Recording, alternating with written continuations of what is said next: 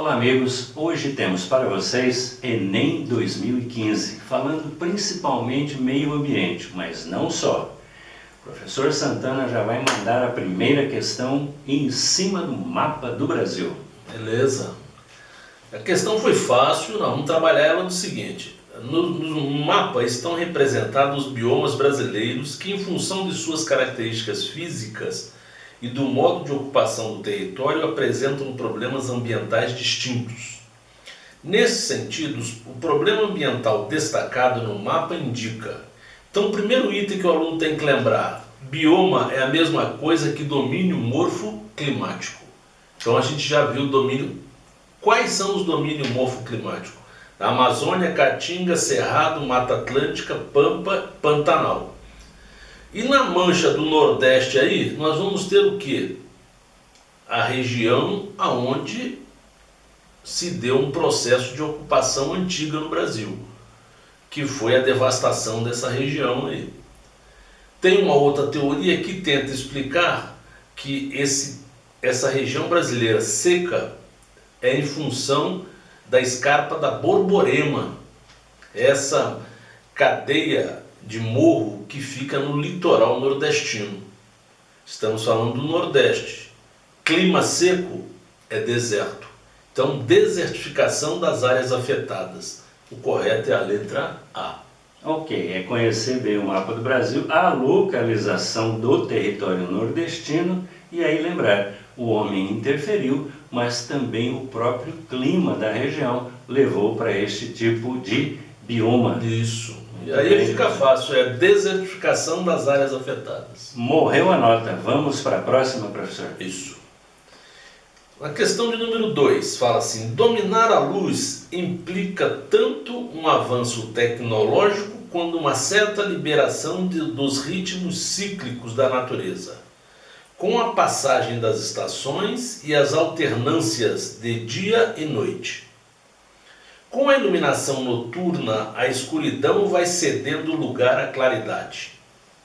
E a percepção temporal começa a se pautar pela marcação do relógio. Positivo. Você tem a natureza, dia e noite. Lembrando que dia, ele se refere aqui ao dia de 24 horas. O homem vai interferir nisto quando ele aprende a dominar o fogo. Isto há mais de 1 milhão de anos. Só que ele fica nisso muito tempo, quando finalmente começa a utilizar o fogo de forma mais eficiente e começa a iluminar a sua própria noite. Mas ainda isso estamos na pré-revolução industrial. Quando o homem chega na revolução industrial, ele começa a iluminar as suas cidades. Aliás, um parênteses, Paris, conhecida como a cidade luz. Então o homem vai interferir, principalmente a partir do momento que ele descobre como transformar eletricidade em luz através da lâmpada elétrica. E é um processo que continua evoluindo até hoje, um processo tecnológico. Mas quando o homem faz isso, ele transforma a noite no dia.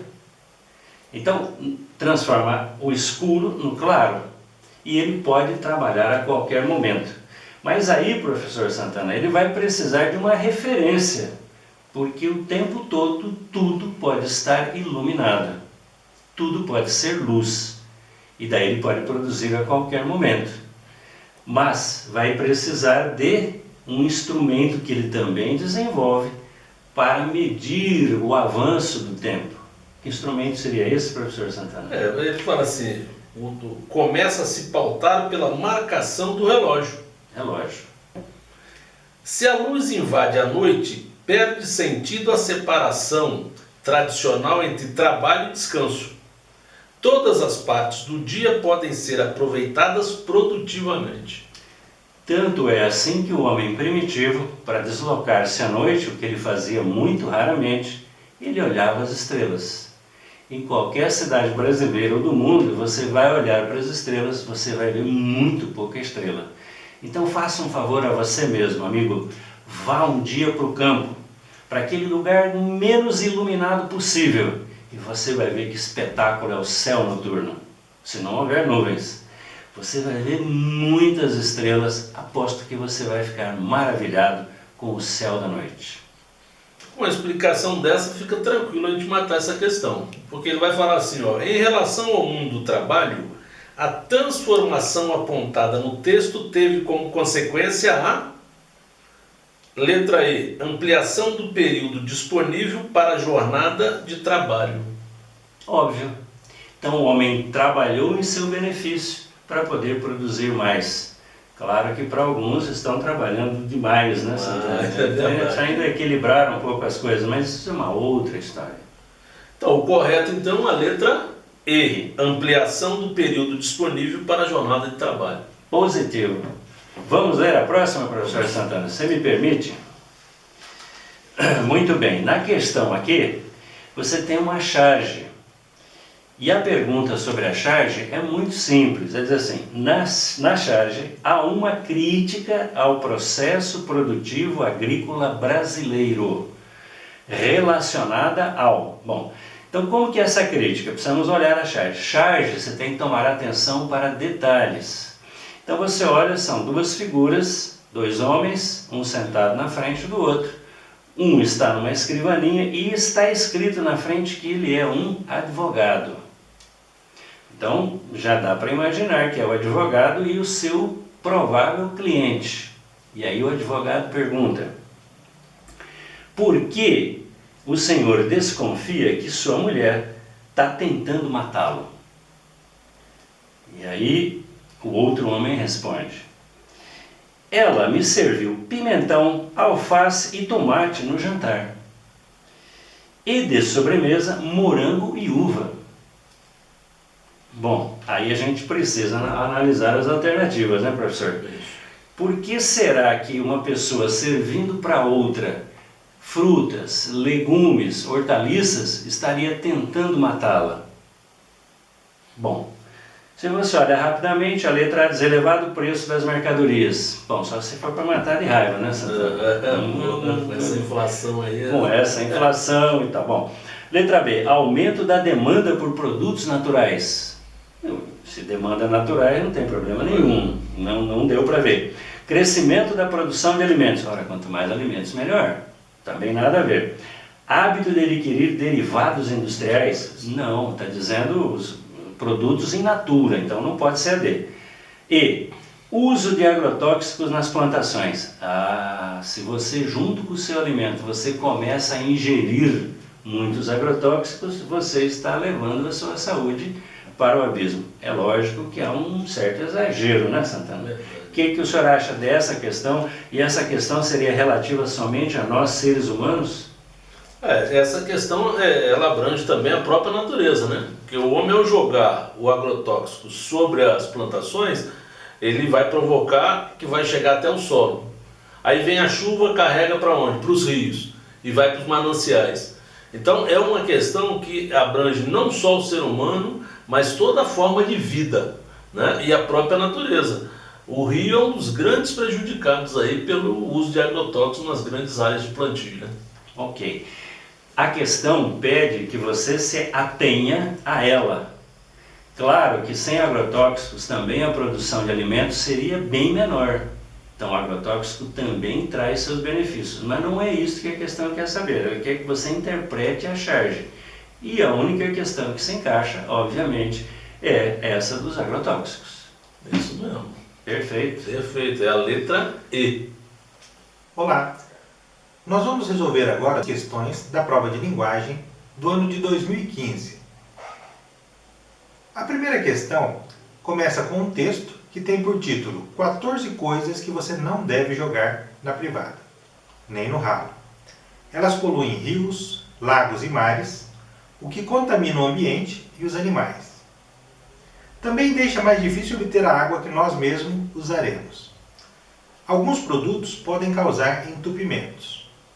Cotonete e fio dental, medicamento e preservativo, óleo de cozinha, ponta de cigarro, poeira de varrição de casa, fio de cabelo e pelo de animais, tinta que não seja à base de água, querosene, gasolina, solvente, thinner. Jogue esses produtos no lixo comum. Alguns deles, como óleo de cozinha, medicamento e tinta, podem ser levados a ponto de coletas especiais que que darão a destinação adequada. Morgado, Emasa, Manual de Etiqueta, Planeta Sustentável, julho-agosto de 2013, adaptado. O texto tem objetivo educativo. Nesse sentido, além do foco no interlocutor, que caracteriza a função conativa da linguagem, predomina também nele a função referencial que busca. Bom, o enunciado do texto já explica que ele tem um objetivo educativo e, pelo que nós acabamos de ler, já deu para imaginar que algumas coisas podem ser jogadas no lixo comum, outras coisas precisam ter uma destinação especial quando for ser descartada. Ainda no enunciado, ele diz: nesse sentido, além do foco no interlocutor, que caracteriza a função conativa da linguagem, bom, quando nós falamos sobre o ato comunicativo, nós envolvemos alguns elementos que são o emissor, o receptor, a mensagem que está sendo passada do emissor para o receptor, o canal, o referente ou contexto e também o código que está sendo utilizado. Para cada um desses elementos do ato comunicativo, nós temos uma função relacionada, uma chamada função da linguagem. No enunciado, ele já caracteriza aí a função conativa, que está relacionada com interlocutor. E ele faz agora uma citação quanto à função referencial. O que seria a função referencial? Função referencial, quando se trata de linguagem, ela está relacionada ao contexto em que aquele assunto se insere. Ou, nós podemos dizer, quanto ao assunto a que aquele tema está sendo trabalhado. Quando nós falamos de função referencial, nós sempre temos relacionado uma ação objetiva do texto. Então é um texto de caráter informativo, um texto de caráter de divulgação. E aí nós vamos agora para as alternativas. A letra A já coloca: despertar no leitor sentimentos de amor pela natureza já é uma função de caráter subjetivo, o que diferencia já a função referencial, que ela é objetiva. Então já não é a letra A. A letra B, informar o leitor sobre as consequências da destinação inadequada do lixo, orientando sobre como fazer o correto descarte de alguns dejetos. Bom, se nós voltarmos ao texto, a gente vai verificar que realmente a função desse texto é de informar o leitor sobre o descarte do lixo e que algum desses dejetos tem um descarte diferenciado. É uma informação bastante objetiva, está relacionada com a função, então, referencial, que foi salientada no texto, e essa, então, é a resposta da nossa questão, é a letra B. Continuando apenas a ler as outras alternativas, na letra C traz transmitir uma mensagem de caráter subjetivo.